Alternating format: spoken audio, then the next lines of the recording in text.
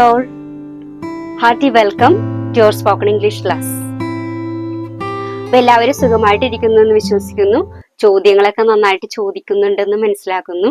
അപ്പൊ ഇന്നത്തെ ക്ലാസ്സിൽ നമ്മൾ ചോദ്യമല്ല, കുറച്ച് ഡിഫറെന്റ് ആയിട്ടുള്ള വേറൊരു കാര്യമാണ് നമ്മൾ ഡിസ്കസ് ചെയ്യാൻ പോകുന്നത്.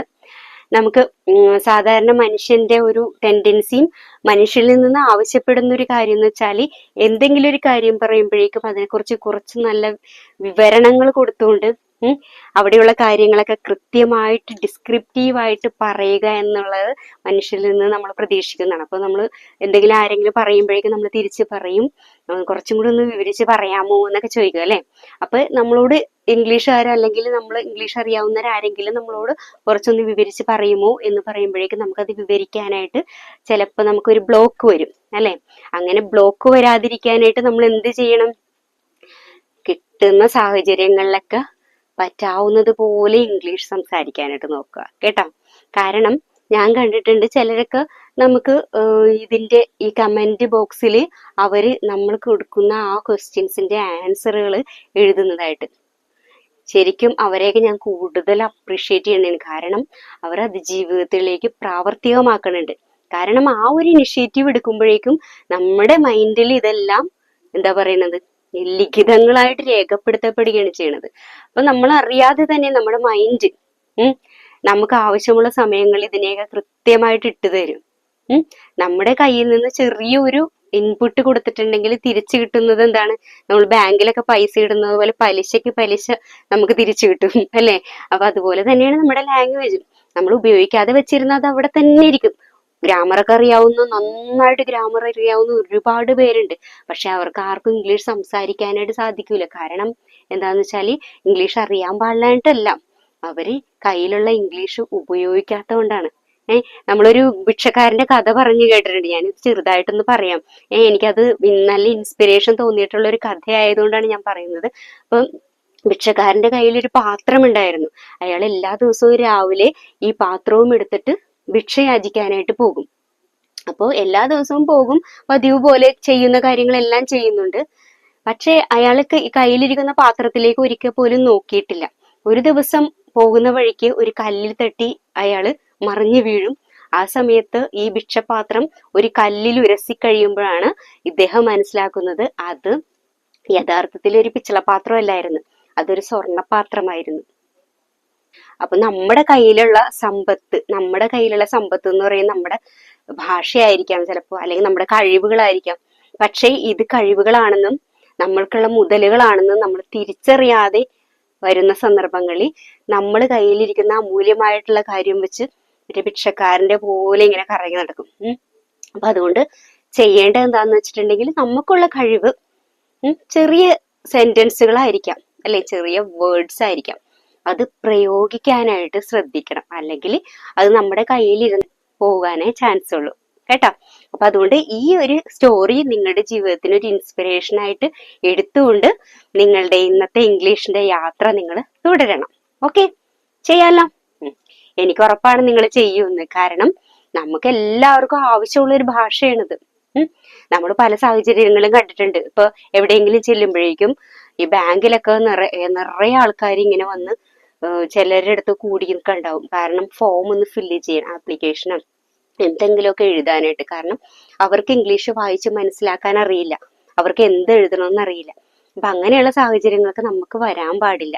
അതുകൊണ്ട് മാക്സിമം ഇതിലൊക്കെ നമ്മുടെ വീഡിയോസ് ഒക്കെ കാണുന്ന വയസ്സായവരൊക്കെ ഉണ്ട്. ഇപ്പൊ ഒരു 63 വയസ്സുള്ള ഒരു ആന്റി ഉണ്ട് നമ്മുടെ ഇതിനകത്ത്. ആ ആന്റി എല്ലാ വീഡിയോസും കൃത്യമായിട്ട് കാണുകയും അതിന് കൃത്യമായിട്ടുള്ള ഉത്തരങ്ങൾ തരികയും ചെയ്യും. അതിനേക്കാളും നമ്മൾ പ്രതീക്ഷിക്കുന്നതിനേക്കാളും കൂടുതൽ. കാരണം ഏജ് ഒരിക്കലും നമുക്ക് അറിവ് നേടുന്നതിന് ഒരു ബാരിയർ അല്ല, ഒരു തടസ്സമല്ല. അപ്പൊ അതുകൊണ്ട് നമുക്ക് ഉള്ള പരിധിയിൽ നിന്നുകൊണ്ട് തന്നെ നമ്മൾ കൂടുതൽ അറിവ് ആർജിക്കാനും അത് പ്രയോഗിക്കാനും, ആർജിച്ചുകൊണ്ട് മാത്രമല്ല അത് ജീവിതത്തിൽ അപ്ലൈ ചെയ്യാനും. ഇപ്പൊ എല്ലായിടത്തും അപ്ലൈഡ് സയൻസ് പഠിച്ചിട്ട് അത് ജീവിതത്തിൽ അപ്ലൈ ചെയ്യണമല്ലേ. അപ്ലൈഡ് സയൻസ് എന്ന് പറഞ്ഞു വരാണ്ടിട്ടില്ലേ, അപ്ലൈഡ് മാത്തമാറ്റിക്സ്. അങ്ങനെ ഇംഗ്ലീഷ് ആണെങ്കിലും ലാംഗ്വേജ് ആണെങ്കിലും അപ്ലൈ ചെയ്യേണ്ടതാണ്. അപ്പൊ അങ്ങനെ ചെയ്യാനായിട്ട് നോക്കണം കേട്ടോ.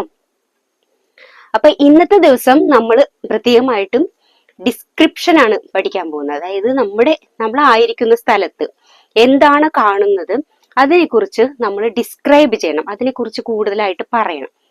അപ്പൊ പ്രത്യേകമായിട്ട് ശ്രദ്ധിക്കേണ്ടതെന്ന് വെച്ചാൽ ഇപ്പൊ ഒരു റൂം, ഇപ്പൊ ഈ റൂമിൽ നോക്കുമ്പോഴേക്കും അവിടെ ഫാൻ ഉണ്ട്, ഒരു ഫാനേ ഉള്ളൂ. അപ്പൊ നമ്മൾ എങ്ങനെ പറയും അതിന്?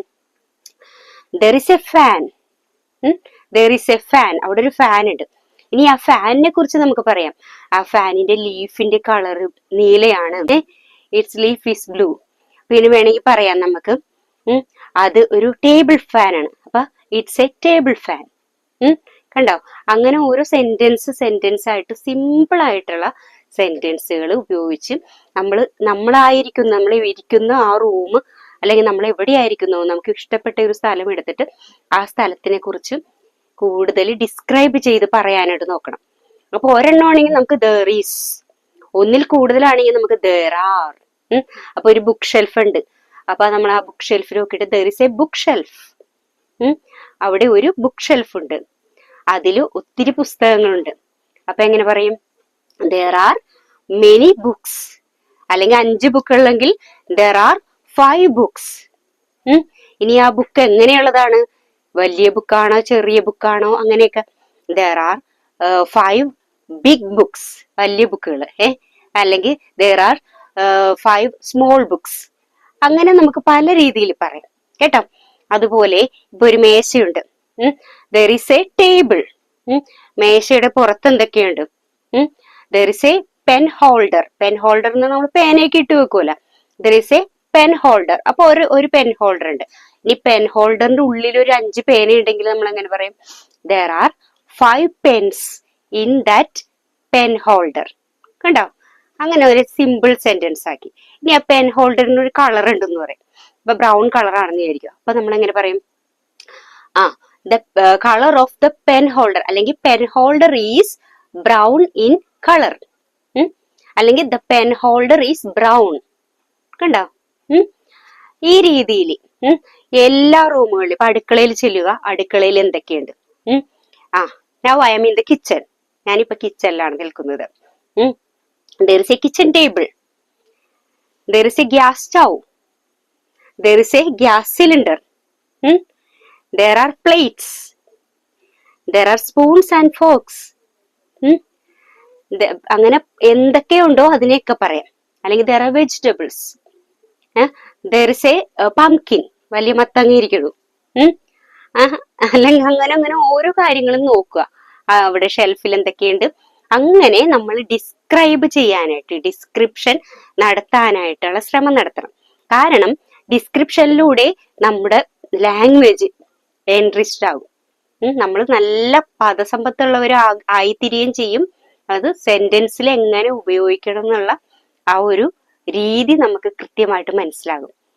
അപ്പൊ ഡിസ്ക്രൈബ് ചെയ്ത് പഠിക്കാനായിട്ട് നോക്കുക. ഡിസ്ക്രൈബ് ഓരോ കാര്യങ്ങളെ, അപ്പൊ ഓരോ സാധനം കാണുമ്പോ അതിന്റെ സൈസ് എന്താണ്, അത് എത്ര എണ്ണമുണ്ട്, അതിന്റെ കളർ എന്താണ്, അങ്ങനെയുള്ള കാര്യങ്ങൾ കൂടുതലായിട്ട് ഡിസ്ക്രൈബ് ചെയ്യാം. അല്ലെങ്കിൽ ഒരു പേഴ്സണെ നമുക്ക് ഡിസ്ക്രൈബ് ചെയ്യാം അല്ലെ? ഒരു വ്യക്തിയെ നോക്കിയിട്ട് ആ വ്യക്തി എങ്ങനെയുള്ളതാണ്. അപ്പൊ നമ്മൾ ഉപയോഗിച്ചിട്ട് പഠിച്ചിട്ടുള്ള വാക്കുകളൊക്കെ, അപ്പൊ ഷീസ് ആൻ അമേബിൾ പേഴ്സൺ, കണ്ട നല്ല ഫ്രണ്ട്ലി ആയിട്ടുള്ള ഒരു വ്യക്തിയാണ്. She's very good, she's very energetic അല്ലെങ്കിൽ എൻതൂസിയാസ്റ്റിക്, നമ്മൾ പഠിച്ചല്ലേ. അപ്പൊ ഇങ്ങനെയൊക്കെ ഓരോ വാക്കുകളൊക്കെ ഉപയോഗിച്ച് ഓരോ പേഴ്സണെ ഡിസ്ക്രൈബ് ചെയ്യാനായിട്ട്, ഷീസ് വെരി ബ്യൂട്ടിഫുൾ, അല്ലെങ്കിൽ ഹീ ഈസ് വെരി ഹാൻഡ്സം. പിന്നെ കുട്ടികളൊക്കെ ആണെങ്കിൽ നമുക്ക് ഓരോ കുട്ടികൾക്ക് that child is very cute. അങ്ങനെ പല രീതിയിലും നമ്മൾ എല്ലാത്തിനെയും, ചുറ്റിനും കാണുന്ന എല്ലാത്തിനെയും നമ്മുടെ റൂമിൽ നിന്ന് ആദ്യം തന്നെ തുടങ്ങാം, അല്ലെങ്കിൽ നമ്മളിൽ നിന്ന് തുടങ്ങാം. നമ്മളെ പറ്റി തന്നെ പറയുമ്പോഴേക്ക് 2 ഉപകാരമുണ്ട് അല്ലെ? ഒരു വെടിക്ക് 2 പക്ഷി എന്ന് പറയുന്ന പോലെ നമുക്ക് നമ്മളെ പറ്റി തന്നെ പറയുമ്പോ എന്താണ്, നമുക്ക് നമ്മളെ കുറിച്ച് അറിയാം എന്നുള്ളതിന്റെ ആ ഒരു ഡിസ്ക്രിപ്ഷനാണ് നമ്മളവിടെ കൊടുക്കുന്നത് അല്ലെ? പിന്നെ സെൽഫ് അവെയർനെസ്, നമ്മൾ ആരാണെന്നുള്ള ബോധ്യം കുറച്ചും കൂടി ആഴപ്പെടും. അപ്പൊ ഇങ്ങനെയുള്ള കാര്യങ്ങളും കൂടി ഉണ്ട് അതിന്റെ ഒരു സൈഡ് എഫക്ട്സ് ആയിട്ട്. അപ്പൊ അതുകൊണ്ട് ഇംഗ്ലീഷ് സംസാരിക്കുമ്പോഴേക്കും ഇന്നത്തെ ക്ലാസ്സിൽ നമ്മൾ പ്രധാനമായിട്ടും സെൽഫ് ഡിസ്ക്രിപ്ഷനും റൂം ഡിസ്ക്രിപ്ഷനും പേഴ്സൺസ് ഡിസ്ക്രിപ്ഷനും അതുപോലെ തന്നെ നമ്മൾ എന്തിനെ കുറിച്ചും what ever it may be, നമുക്ക് ഇപ്പൊ മൃഗങ്ങളായാലും ചെടികളായാലും എന്തിനെ കുറിച്ചും നമുക്ക് പറയാൻ സാധിക്കണം. അതാണ് നമ്മുടെ ഒരു കഴിവ്. അത് നമുക്കുള്ളതാണ്, നമ്മൾ മൂടി വെച്ചേക്കണേണ്. ഈ തീ കനല് മൂടിയിരിക്കുന്നത് പോലെ ഇരിക്കുവാണ്. അപ്പൊ നമ്മളിപ്പോ നമ്മുടെ പ്രയത്നഫലം കൊണ്ട് ആ ചാരം എല്ലാം ഊതിപ്പറത്തി നമ്മുടെ കനലിനെ ഇങ്ങോട്ട് പുറത്തേക്ക് എടുക്കണം. കേട്ടാ, ആ കനലാണ് നമ്മുടെ ഉള്ളിൽ ഉറങ്ങുന്ന ഇംഗ്ലീഷ്. നമ്മൾ എല്ലാവരും ഇംഗ്ലീഷ് അറിയാവുന്നവര് തന്നെയാണ്, പക്ഷെ പ്രയോഗിക്കാത്തതിന്റെ ആ ഒരു ബുദ്ധിമുട്ടാണ് നമുക്കുള്ളത്. അപ്പൊ ഇന്നത്തെ ക്ലാസ് കഴിയുമ്പോഴേക്കും നിങ്ങൾ കുറേ നല്ല കാര്യങ്ങൾ ഡിസ്ക്രൈബ് ചെയ്യാൻ കഴിയുന്നവരായി തീരട്ടെ എന്ന് ഞാൻ ആത്മാർത്ഥമായിട്ട് ആശംസിക്കുകയാണ്. അപ്പൊ ഇതിന് ശേഷം നമുക്കുള്ള എക്സസൈസസ് ഉണ്ട്, അതെല്ലാം കൃത്യമായിട്ട് ചെയ്യണം. ചെയ്യുമല്ലോ? ഓക്കെ, ചെയ്യണം. അപ്പൊ അതുപോലെ വേറൊരു കാര്യം മറന്നു പോകരുത്, നമ്മുടെ ചാനൽ സബ്സ്ക്രൈബ് ചെയ്യാനും അതുപോലെ തന്നെ വീഡിയോ ഷെയർ ചെയ്യാനും ലൈക്ക് ചെയ്യാനും കമന്റ് ചെയ്യാനും ഒന്നും മറന്നു പോകരുത് കേട്ടോ.